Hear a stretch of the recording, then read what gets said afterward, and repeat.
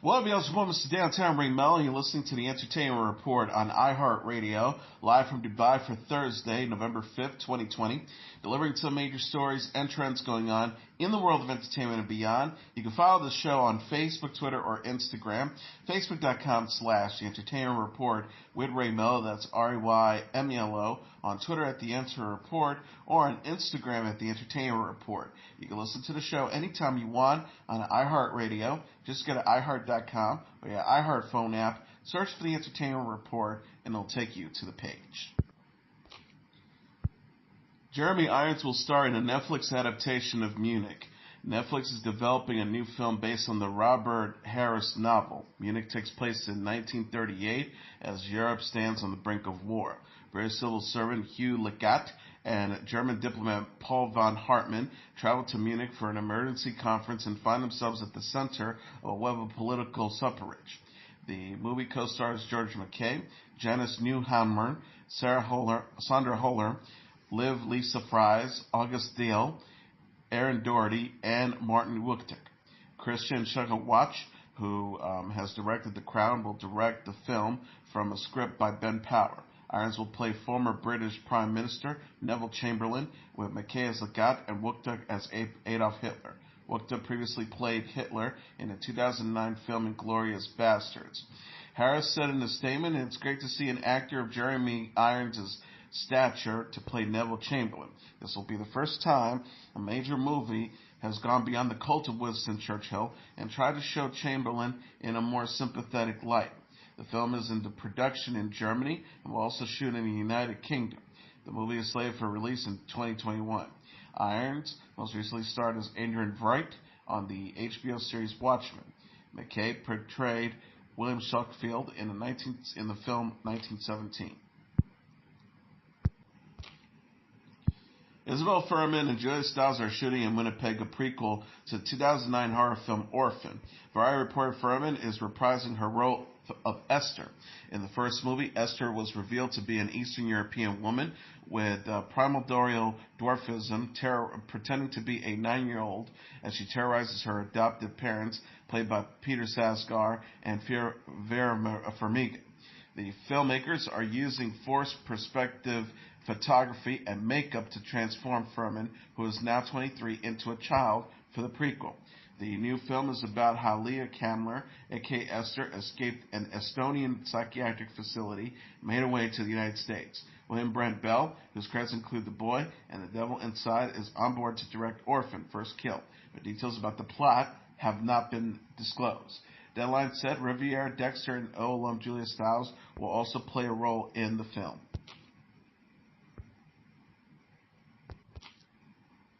The Karlovy Vary International Film Festival has canceled its 54th one-and-a-half special event due to ongoing COVID-19 pandemic. Organizers announced the news in a press release Tuesday amid new COVID-19 restrictions in the Czech Republic. The 54-and-a-half event was to take place November 18th to the 21st in Karlovy Vary. The event was to feature a variety of titles from Sundance, Berlin, Venice, Cannes, and other film festivals, including Apples, No Man Land, The Nest, West, and First Cow.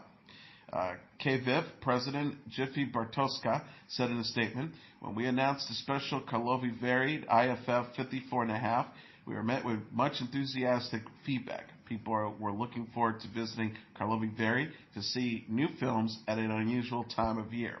He added, "We're so sorry that we're not being able to hold that event either, but in this era, people's health absolutely takes priority, and I am sure that everyone sees it the same way." Bartoska thanks the Czech Ministry of Culture, the city of Karlovy Vary, the Karlovy Vary region, and the festival's partners for their support. He says, "We believe that thanks to this support, we'll be able to organize our regularly scheduled 55th Karlovy Vary IFF on the 2nd through the 10th of July 2021 to the extent and at the level of quality that our guests, partners, and audiences are accustomed to." Organizer says that the planned 54th and a half special event after the 54th Karlovy Vary IFF, which was to take place in the summer, was canceled due to COVID-19.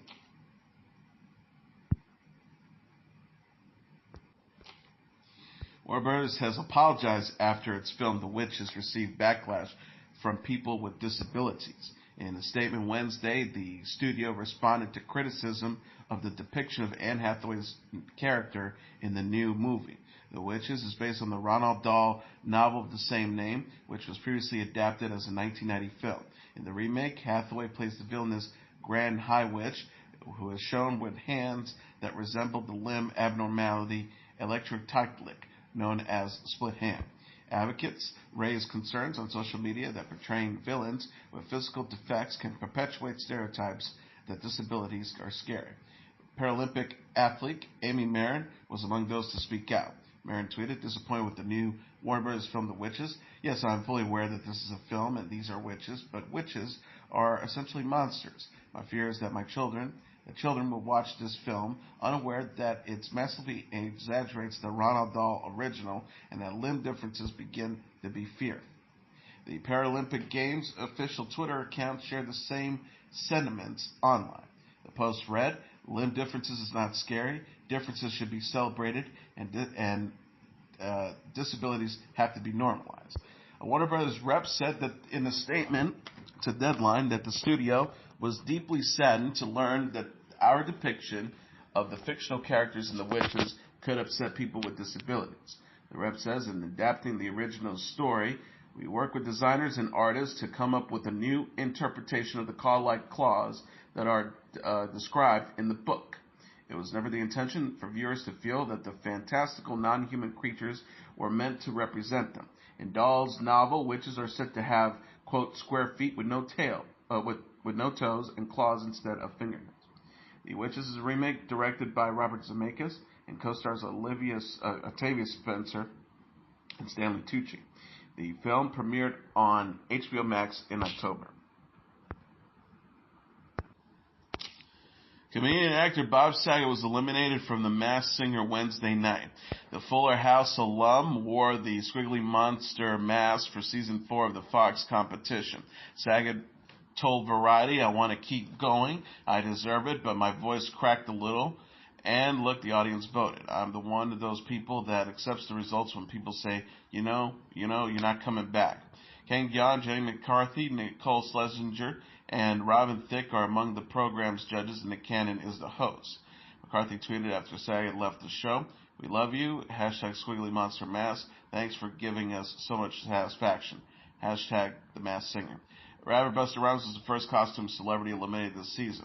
After actor Mickey Rourke later took himself out of the competition, and TV icon Brian Austin Green, retired pro football player, sports commentator Mark Sanchez, and talk show host Wendy Williams were subsequently cut from the show.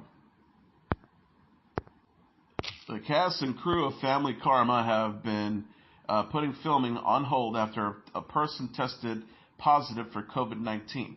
People confirmed Wednesday that the Bravo series has halted production on season 2 due to COVID-19 pandemics or concerns. The source says the cast and crew are tested regularly and rigorous safety protocols have been put into place, which includes contact tracking. It was determined based on those shutdowns that there was a need to shut down and due to the protocols.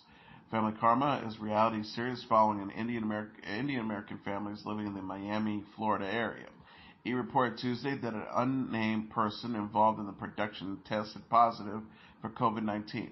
Page 6 said filming will be shut down for about 2 weeks. Everyone involved in production will be retested for COVID-19 upon their return.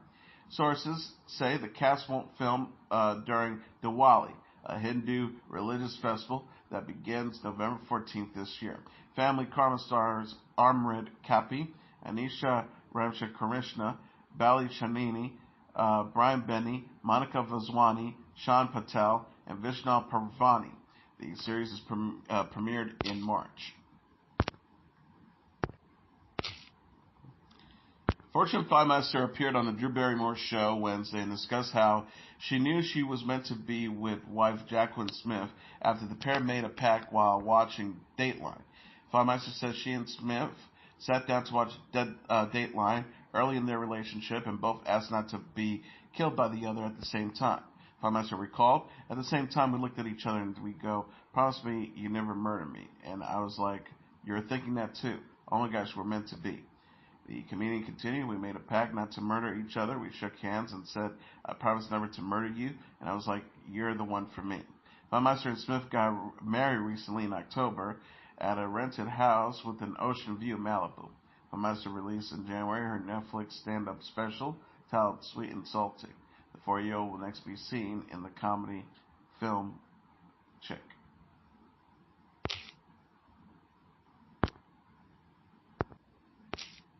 The Bachelorette is teasing Claire Crawley's much-rumored exit from the show. On Wednesday, ABC shared a preview of Thursday's episode that hints at the drama to come. Crawley reportedly stopped filming The Bachelorette shortly into season 16 because she was already in love with one of the contestants. Tayshia Adams is rumored to replace her on the show and was last shown in the final scene of last week's episode. In the teaser, Crawley is seen defending herself, saying, I was never apologized for love. She is then shown getting closer to contestant Dale Moss, a former football player. In another scene, contestant Kenny Brass asked Crawley if she was talking to Moss before the show started. Bachelorette host Chris Harrison is then seen telling Crawley, congratulations, you've just blown up The Bachelorette. The preview ends with Crawley gone, leaving the contestants unsure if they are going home or there will be a new Bachelorette. Crawley addressed rumors about her season during an interview on Jimmy Kimmel Live in October. Crawley denied that she refused to go through the process after falling in love with Moss. She says, I promise you, I showed up, I was there for the journey, I was there to fall in love, and I saw my season through to find out what I was looking for. Crawley previously appeared in Juan Pablo Galavas' season of The Bachelor, Bachelor in Paradise Season 1 and 2, and Bachelor Winter Games.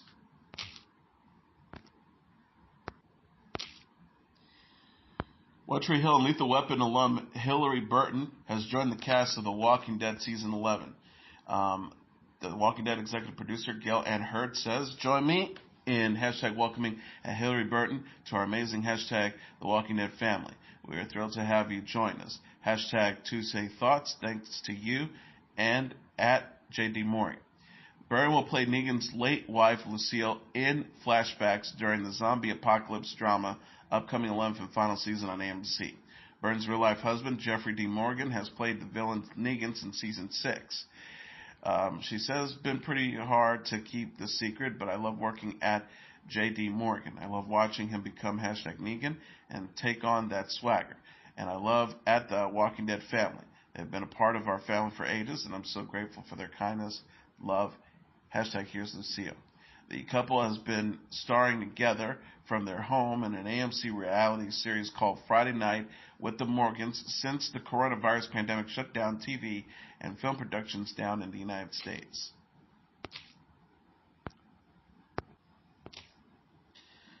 Castle Rock, a horror anthology inspired by the works of Stephen King, will not get a third season on streaming service Hulu. Deadline and Variety reported the cancellation Tuesday, explaining it was because the production behind it, Warner Bros. Television, is now focusing on supplying content to Warner Media's streaming service HBO Max. Premiering in 2018, Season 1 of Castle Rock stars Andre Holland, Sissy Spacek, Jane Levy, and Bill Sarsgaard. It was an original supernatural story featuring the minor characters and the main town settling of numerous King tales. Season 2, which debuted in 2019, was a prequel to King's novel Misery. It starred Lizzie Kaplan, Tim Robbins, and Elsa Fisher. The show's executive producers and showrunners were Sam Shaw and Dustin Thomason. Hulu has also recently canceled High Fidelity, Runaways, Harlot, and Future Man.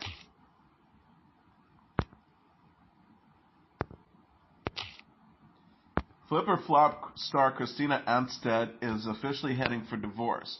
TMZ reported Tuesday that Amstead filed for divorce from her estranged husband, television personality Ant Amstead, in Orange County, California, after less than 2 years of marriage. Us Weekly confirmed Amstead filed for divorce Tuesday. Amstead's publicist and friend Cassie Zebish also confirmed the news to People. Amstead and Amstead married in December 2018. The pair have a 13-month-old son, Hudson. Amstead also has a daughter, Taylor, 18, and son, Braden 5 with her husband, Flipper Flop co-star Tarek El Moussa. And Amstead has a daughter, 14, Emil, and a son, Archie, 14, from his marriage to Louise Herbert. Anstead announced her split from Amstead in September. She said on Instagram, "Ant and I made the difficult decision to separate. We are grateful for each other, and as always, our children will remain our priority. We appreciate your support and ask for privacy for us and our family as we navigate the future." Anstead reflected on her relationships in a subsequent post on Instagram. She wrote, "I never thought I would have one divorce, let alone two. I never thought it would have two baby daddies. But sometimes life throws us some curveballs. Instead of getting in these setbacks, I choose to look at these challenges as opportunities to grow." In addition to Flipper Flop, Anstead stars on the HGTV series Christina on the Coast, and Anstead hosts the series Wheelers Dealers.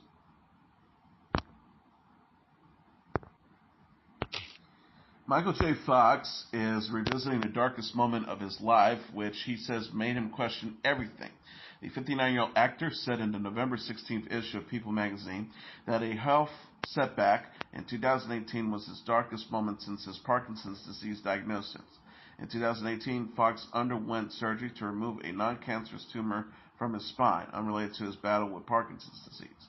The surgery was successful, but Fox had to learn to walk again following the procedure. Fox appeared to be recovering and was scheduled to film a cameo in a Spike Lee movie. The morning of the shoot, he was alone in his New York City apartment when he fell and broke his arm. The star recalled, "That was definitely my darkest moment. I just snapped. I was leaning against the wall in my kitchen, waiting for the ambulance to come, and I felt this is as low as this gets for me." He says, "It was like when I questioned everything, I can't put a shiny face on this. There's no bright side to this, no upside. This is just all regrets and painful." Fox said that the injury made him question his optimism and his ability to offer hope for others. He says, "Parkinson's, my back, my arms, it still didn't add up to move the needle on the misery index compared to what some people go through. I thought, how can I fall for these people? Chin up, look at the bright side, things are going to be great." Fox was largely confined to the bed during his recovery and watched a lot of TV, including 1970s game shows. He says the shows helped him rediscover his positive outlook. He says, "Optimism is really rooted in gratitude. Optimism is sustainable when you keep coming back to gratitude, and what keeps from that is acceptance." He added, "It doesn't mean that you can't endeavor to change. It doesn't mean that you have to accept it as a punishment or a penance. Then you see how much of the rest of your life you have to thrive in, and they can move you on." Fox also discussed the story in his new memoirs, No Time Like Future, and Optimists Consider Mortality. The book is slated for release will be released on November 17th.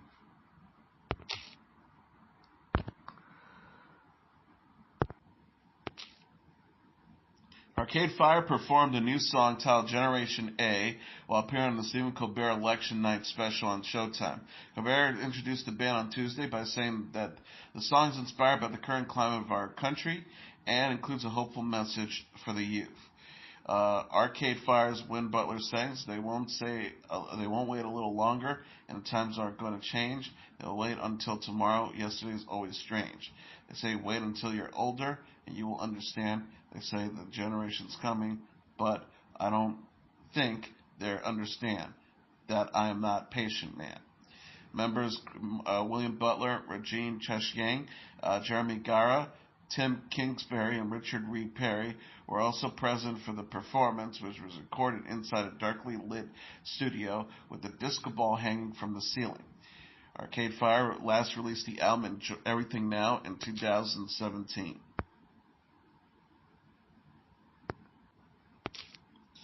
Dave Alvin is sharing his struggles with anxiety and depression.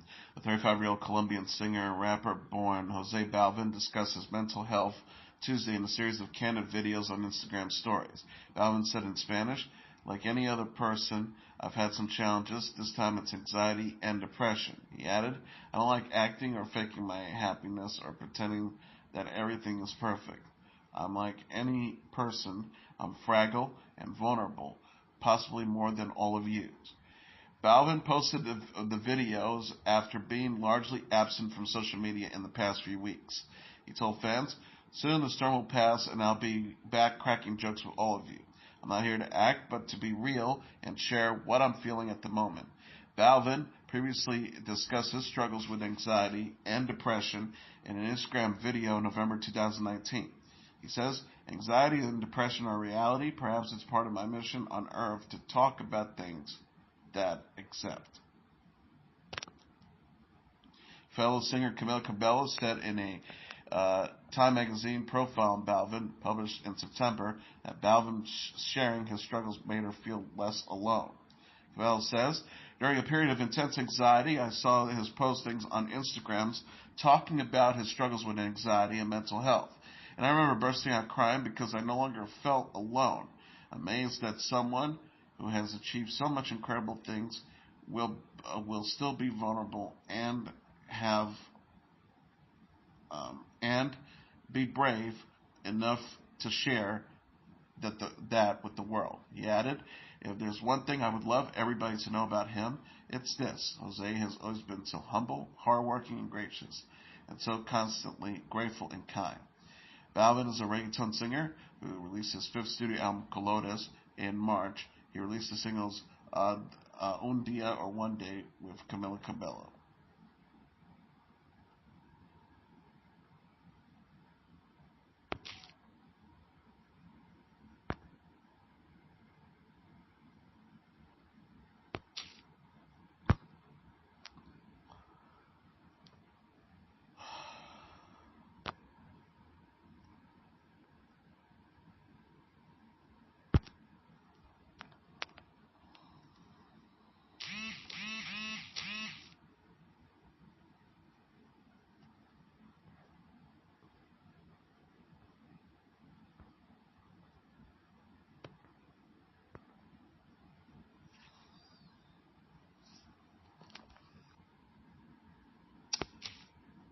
And finally, an upscale South Korean clothing label has been hit with the online luxury retailers, including Net-a-Porter, following its association with the K-pop group BTS. Anderson Bell, a contemporary casual branding based in Seoul, is selling out merchandise online after BTS band member Jungkook wore a pair of shoes from the company to the 2019 Billboard Music Awards, the Jungkook Abu reported Wednesday.